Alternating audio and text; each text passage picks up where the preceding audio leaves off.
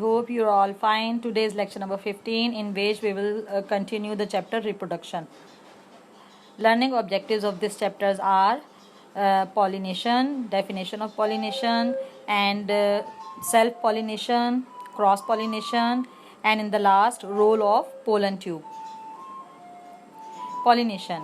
Pollination actually is a process in which when pollen grains released from anther and carried by wind or animals land on the sticky stigmas. ठीक है, pollination एक ऐसा process है जिसमें pollen grain जो है वो stamen से जो है स्टिग्मा तक ट्रांसफ़र हो जाते हैं। अब स्टेमन क्या है? स्टेमन जो है वो मेल रिप्रोडक्टिव ऑर्गन है।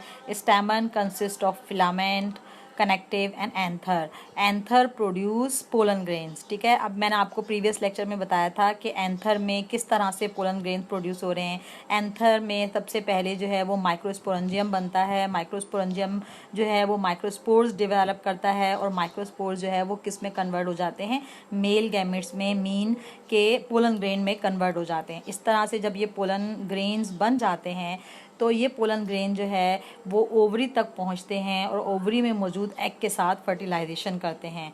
तो पॉलिनेशन एक बहुत इम्पॉर्टेंट प्रोसेस है फ्लावरिंग प्लांट्स की सेक्सुअल रिप्रोडक्शन का। तो इसको आज हम डिस्कस करेंगे कि पॉलिनेशन का एक ऐसा प्रोसेस जिसमें पोलन ग्रेन जो है वो विंड के थ्रू या एनिमल्स के थ्रू जो है वो स्टिग्मा तक पहुँचते हैं। स्टिग्मा क्या है? स्टिग्मा जो है वो रिप्रोडक्टिव पार्ट है, फीमेल रिप्रोडक्टिव पार्ट है स्टिग्मा। ठीक है, और ये कार्पल का एक पार्ट है। कार्पल क्या है? कार्पल फीमेल रिप्रोडक्टिव ऑर्गन है। कार्पल में 3 पार्ट्स होते हैं, ओवरी स्टाइल, स्टिग्मा। आप ये देख रहे हैं कि ये एक फ्लावर है, इस फ्लावर की ये ओवरी, ये स्टाइल और ये स्टिग्मा। ठीक है, अब पॉलिनेशन जो है वो मुख्तलिफ पॉलिंग एजेंट के थ्रू होती है। ये पॉलिंग एजेंट जो है वो विंड भी हो सकती हैं, एनिमल्स भी हो सकते हैं, और इसके अलावा वाटर के ज़रिए से भी पॉलिनेशन हो सकती है। तो पॉलिनेशन में जो है वो हवा के ज़रिए से भी पोलन ग्रेन उड़कर जो है वो एंथर से स्टिग्मा तक आ जाते हैं। इस पिक्चर में बटरफ्लाई देख रहे हैं और बर्ड्स के ज़रिए भी पॉलिनेशन होती है। मीन के कुछ परिंदे होते हैं, जैसा कि ये बटरफ्लाई आप देख रहे हैं। ये बटरफ्लाई जब एंथर पर बैठती है तो इसके पाँव पर ये पोलन जो है वो चिपक जाते हैं। जब ये उड़ती हुई दूसरे फ्लावर के स्टिग्मा तक जाती है तो वहाँ पर जाकर ये इसके पाँव से पोलन गिर जाते हैं और स्टिग्मा पर जाकर चिपक जाते हैं, क्योंकि स्टिग्मा जो है वो थोड़ा स्टिकी होता है।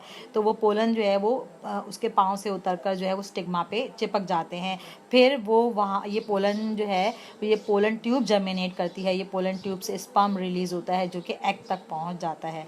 ठीक है, तो पॉलिनेशन कैसा प्रोसेस हुआ जिससे पोलन ग्रेन एंथर से स्टिग्मा तक पहुँचते हैं? किसके ज़रिए से? विंड के ज़रिए, एनिमल्स के ज़रिए या फिर वाटर के ज़रिए से पहुँच जाते हैं। तो पॉलिनेशन का जो पहला स्टेप है उस स्टेप में पोलन का स्टिग्मा तक पहुंचना पॉलिनेशन कहलाता है। और ये बहुत सारे जो है वो ग्रासेस में और ट्रीज़ में जो है वो पॉलिनेशन जो है वो विंड के ज़रिए से होती है प्लांट्स में।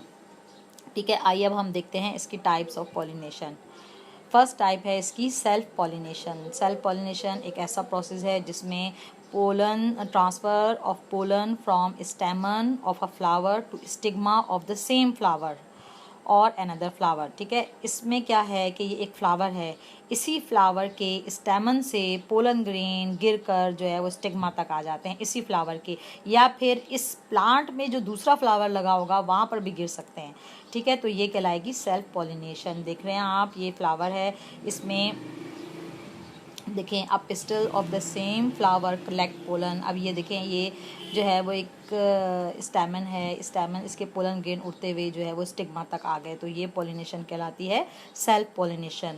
जो डाइशियस प्लांट है उनमें सेल्फ पॉलिनेशन नहीं होती। डाइशियस का मतलब मैंने आपको बताया था कि डाइशियस वो प्लांट है जिसमें एक ही फ्लावर पर एक सेक्स ऑर्गन प्रेजेंट होगा और दूसरा सेक्स ऑर्गन जो है वो दूसरे प्लांट के फ्लावर पर प्रोड्यूस होता है। तो इस तरह से जब एक ही प्लांट के ऊपर फ्लावर में एक सेक्स ऑर्गन है, चाहे वो स्टेमिन हो चाहे कार्पल हो, अगर कार्पल है तो जो है वो स्टेमिन नहीं है तो फिर पॉलिनेशन तो हो ही नहीं सकती, क्योंकि उस स्टेमन में पोलन्स होते हैं तो पोलन है ही नहीं, एक ही सेक्स ऑर्गन है। अगर सिर्फ स्टेमन है तो कार्पल नहीं है, तो इसमें जो है वो सेल्फ पॉलिनेशन नहीं हो सकती, क्रॉस पॉलिनेशन ही होगी।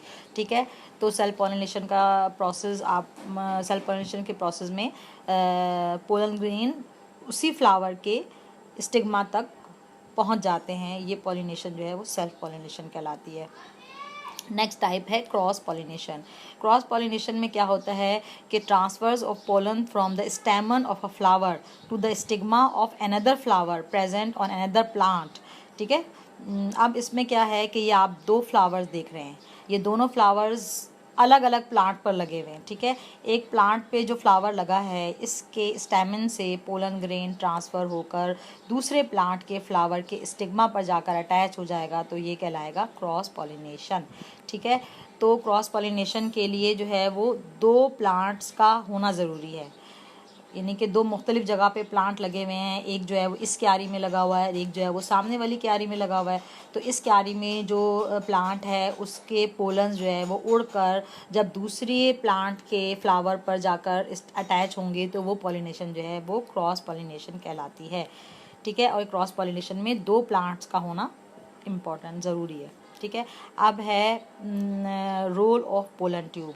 जब पोलन ग्रेन स्टिग्मा तक आ गए तो वहाँ से वो अपने स्पर्म रिलीज़ करेंगे। तो वो जो स्पर्म्स हैं वो कैसे रिलीज़ होंगे, वो पोलन ट्यूब की वजह से रिलीज़ होंगे। अब ये देखें, ये एक पोलन ग्रेन है। पोलन ग्रेन्स में जो है वो ट्यूब न्यूक्लियस भी होते हैं और जनरेटिव न्यूक्लियस भी होते हैं जिसमें स्पर्म्स जो हैं वो प्रोड्यूस होते हैं। अब ये जो पोलन ग्रेन जो स्टिग्मा पर जाकर अटैच हुआ था, तो इस पोलन ग्रेन के अंदर जो स्पर्म्स थे, यानी 2 स्पर्म जो न्यूक्लियाई थे और एक ट्यूब न्यूक्लियस था, ये जो है वो पोलन ट्यूब के थ्रू जो है वो रिलीज़ होंगे। ये देख रहे हैं आप, ये एक पोलन ग्रेन है, ये पोलन ग्रेन में पोलन ट्यूब जर्मिनेट हुई है। पोलन ट्यूब का क्या काम है, इसका क्या रोल है, पोलन ट्यूब क्यों बनाई जाती है? पोलन ट्यूब जो है वो एज ए व्हीकल वर्क करती है, मीन के अपने गैमेट्स को और अपने स्पर्म्स को ट्रांसफ़र करने के लिए ये जो है वो डेवलप होती है। ठीक है, क्योंकि जो ओव्यूल होता है, जो एग है वो ओव्यूल के अंदर मौजूद होता है, इनक्लोज्ड होता है, बहुत ज़्यादा पैक्ड होता है, तो स्पर्म जो है वो इजीली वहाँ तक नहीं पहुँच पाते। जब ये पोलन ट्यूब जर्मिनेट होगी तो स्पर्म इजीली जो है वो एग तक जो है वो पहुँच जाएंगे और वहाँ पे फर्टिलाइजेशन हो जाएगी। ठीक है, तो पोलन ट्यूब का बनना इसलिए ज़रूरी है कि स्पर्म को एग तक ईज़िली पहुंचाया जा सके, जिसकी वजह से फर्टिलाइजेशन हो सके। So pollen tube take part to reach the male gametes into the embryo sac. तो पोलन ट्यूब किस लिए डेवलप होती है कि वो एम्ब्रियो सैक में मौजूद एग तक स्पर्म को पहुंचा सके, इसलिए पोलन ट्यूब जो है वो जर्मिनेट की जाती है। पिछले लेक्चर में मैंने आपको sexual reproduction in flowering plant में एम्ब्रियो सैक का स्ट्रक्चर बताया था और पोलन ग्रेन का स्ट्रक्चर बताया था। ठीक है, तो एम्ब्रियो सैक जो है वो कहाँ पर डेवलप होती है? एम्ब्रियो एक्चुअली ओव्यूल में प्रेजेंट होती है। ओव्यूल कहाँ है? ओवरी में प्रेजेंट है। ओवरी किसका पार्ट है? ओवरी जो है वो कार्पल का पार्ट है, और कार्पल क्या है? Female reproductive organ. तो ठीक है, तो फीमेल रिप्रोडक्टिव ऑर्गन क्या है? कार्पल। कार्पल के 3 पार्ट हैं, ovary, style, stigma.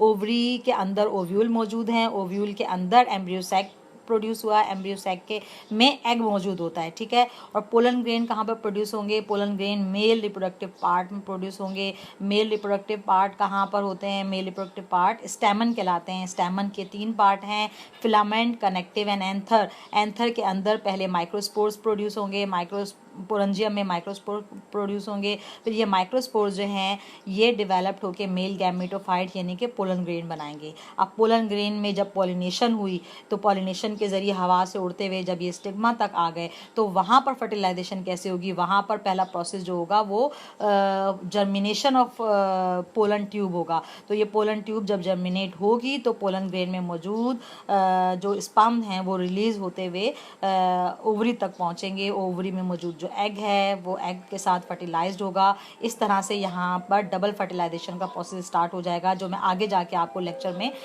Development of embryo sac, development of pollen grains कैसे डेवलप हुए ये, और इसके अलावा डबल फर्टिलाइजेशन का प्रोसेस समझाऊंगी कि ये किस तरह से हुआ और किस तरह से सीड जो है वो प्रोड्यूस हुआ। तो इस तरह से sexual reproduction in flowering plant का जो पहला था वो स्पोरोफाइट था, मीन के 2 तरह के स्पोर्स प्रोड्यूस हुए, माइक्रोस्पोर्स और मेगास्पोर्स। और microspores developed into male gametophyte, megaspores develop into female gametophyte. Female gametophyte क्या था? एम्ब्रियो सैक, और मेल गैमेटोफाइट क्या था? Pollen grain. तो अब एम्ब्रियो सैक और जब पोलन जो प्रोड्यूस हो जाते हैं फिर उसमें पॉलिनेशन होती है, पोलन ग्रेन जो है पोलन ग्रेन जो है वो स्टिग्मा तक पहुंचती है वहाँ पॉलिनेशन के बाद, और फिर वहाँ पे फर्टिलाइजेशन हो जाती है। ठीक है, तो फर्टिलाइजेशन के प्रोसेस में जर्मिनेशन ऑफ पोलन ट्यूब या रोल ऑफ पोलन ट्यूब बहुत इंपॉर्टेंट है। अभी यहाँ पर हमारा लेक्चर जो है ये कंप्लीट हुआ। आइए हम होमवर्क देखते हैं। इस होमवर्क में आपको पॉलिनेशन को डिफ़ाइन करना है, इसके अलावा इसकी दोनों टाइप्स को डिस्क्राइब करना है, और रोल ऑफ पोलन ट्यूब जो है वो आपने लिखना है। ठीक है, अब इंशाल्लाह ताला हम नेक्स्ट लेक्चर में डेवलपमेंट ऑफ एम्ब्रियो सैक और डेवलपमेंट ऑफ पोलन ग्रेन और डबल फर्टिलाइजेशन का प्रोसेस जो है वो समझेंगे। Okay, thank you.